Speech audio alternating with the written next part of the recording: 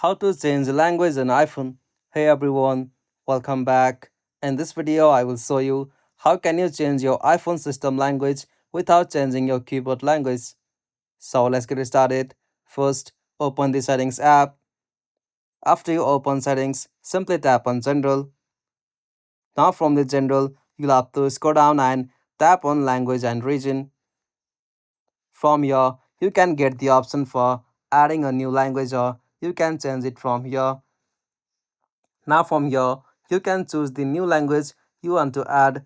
For example, French, Spanish or German. Simply tap and select that. After that, you'll be able to add that language on your iPhone.